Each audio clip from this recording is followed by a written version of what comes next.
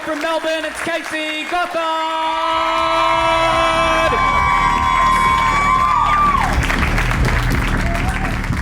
Hey Sydney, how we going?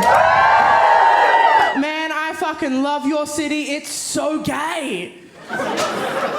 As a queer woman, I've never felt more at home. I absolutely love it here because I'm pan, which kind of means that I sleep with anything, or I'm desperate, we haven't really figured out.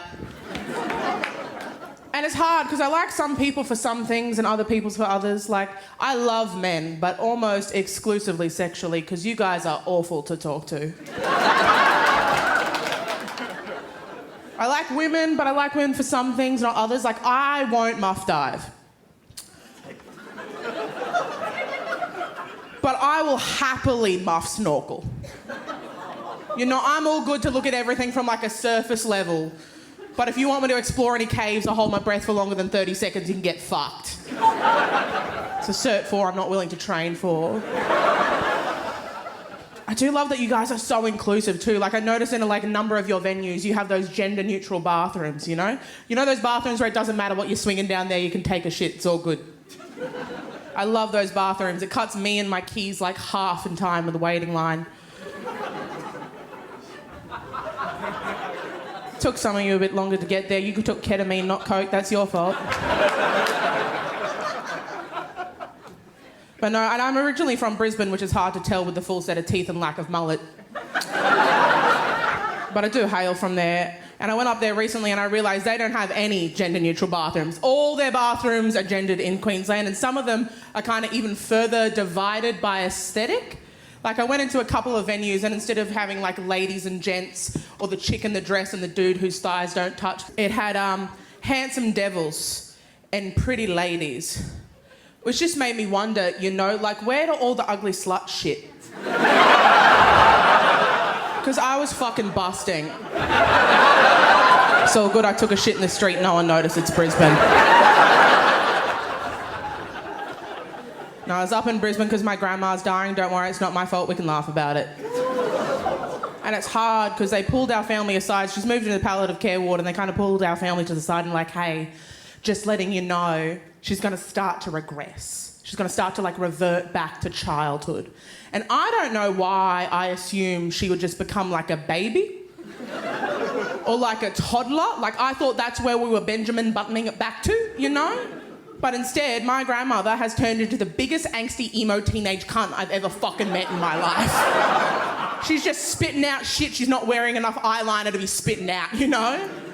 Like I walked into her hospital room the other day with like pink nail polish and crosswords and I'm like, hi grandma, how are you? She just looked me dead in the eye and goes, I just want to die. You know, which is a statement that belongs on Tumblr in 2016, not 7:30 on a fucking Tuesday, grandma. She's also decided to completely stop eating, and I just think it's so bold of her to take up an eating disorder at 82. Because also, who the fuck are you trying to impress in the palliative care ward, Grandma? You know? Grandpa's been gone 6 months. Keep it in your pants. Because, like, I think for, like, especially for, like, me and all the other women in the audience, we all know that eating disorders are just a competition between yourself or Brittany from the water polo team, but a competition. You know, and I don't know who's going to tell Grandma she's never going to be skinnier than the chemo patients. Hey, it's a battle she'll never win, but neither will they, so it's all good. If you think that's a bit dark, too bad, you buckled in. Doors are locked, you're fucked now. It's going to get worse, not better. I don't know, I don't necessarily like going back to my hometown because Brisbane's a scumhole.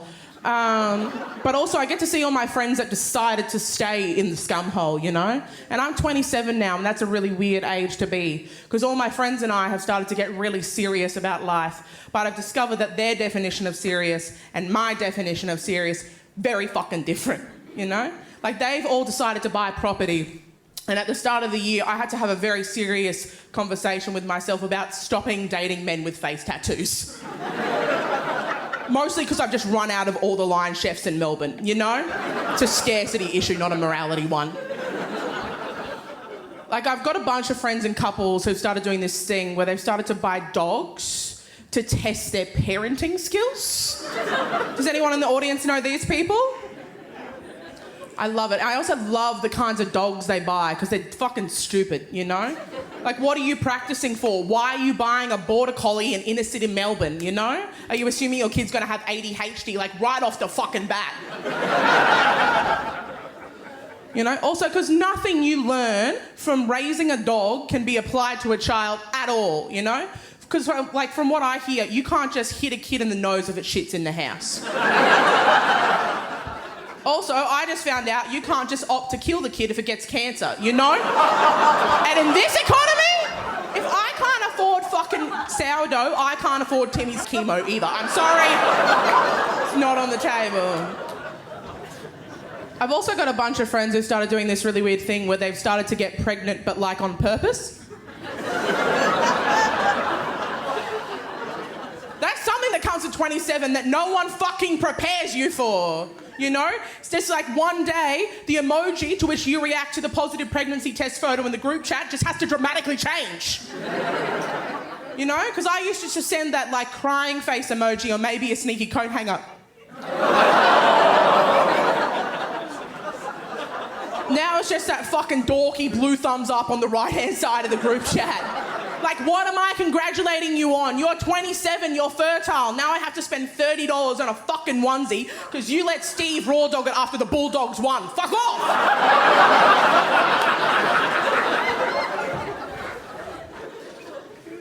I've also got a bunch of bogan friends because I'm from Queensland. That's how it works.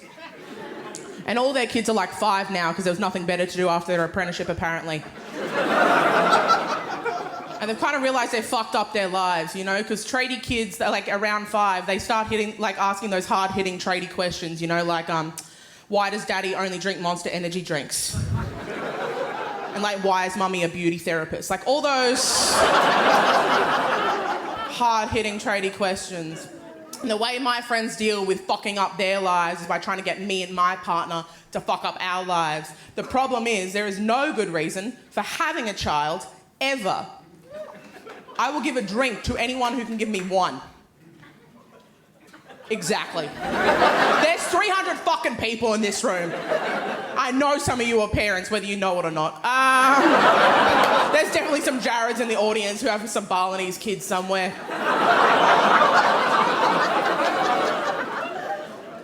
So when people try and convince you to have children, they just have to pull out shit they've heard from a fucking movie, you know, like, oh my God, they'll look after you when you're old. Like, Brittany, my dad could be dead in a ditch right now. I have no fucking clue, you know? Or my favourite one is, oh my God, don't you want a little version of you and your partner? Like, Brittany, I'm a comedian and my partner's a chef. No one wants an attention-seeking cocaine addict running around the house. Not really the mini-me I had on the fucking Christmas card, you know? Like, I won't lie to you guys. Like, I tried being pregnant for a couple of weeks. Not for me.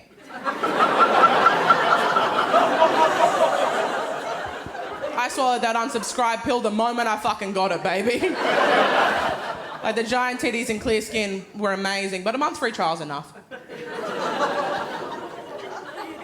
It's all right. I'm not with the baby daddy anymore, unfortunately, because he was really hot and toxic, and that's my type. It's kind of hard being single now because I don't like dating. I hate dating because it's like absolutely ridiculous. Like, I don't know, because I only go on the dating apps like Lonely and Horny, and I don't know if you guys have done that, but it's kind of like going to the supermarket hungry. Like, you will just shove anything in your mouth to fill that void. Like chocolate-covered cabbage, amazing. 48-year-old man named Craig, delicious! Though I don't mind being single, my aunts seem to fucking hate it, you know? And so they always try and give me advice on men, but it always comes in the form of those really old colloquial turns of phrase, like, you are what you eat. Or like, why would a man buy the cow if he can get the milk for free? My milk's not powdered, Auntie Jax. You know, my udders don't touch the floor. But my favourite bit of advice came at the end of last year when my aunt pulls me aside at a wedding and goes, you know, Casey, the fastest way to a man's heart is through his stomach. Which I just thought was a really weird way to find out that my uncle had never had his ass eaten before. Because that is scientifically the fastest way to any man's heart. I've tested it. There is a direct pipeline from rim to ring, I guarantee it, you know.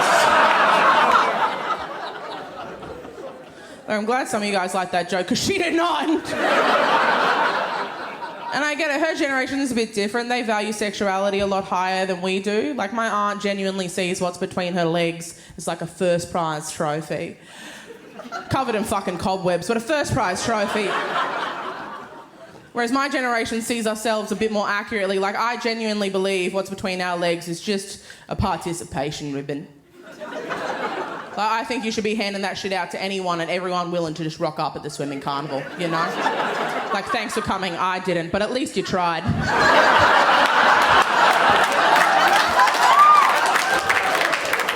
Glad you liked that joke too, because she did not. Just turns around and that really raspy aunt voice goes, you know, Casey, sometimes you can be a real asshole. And I'm like, yeah, you are what you eat. That's why I'm an asshole and your husband's an old cunt. Anyway, that's been my time.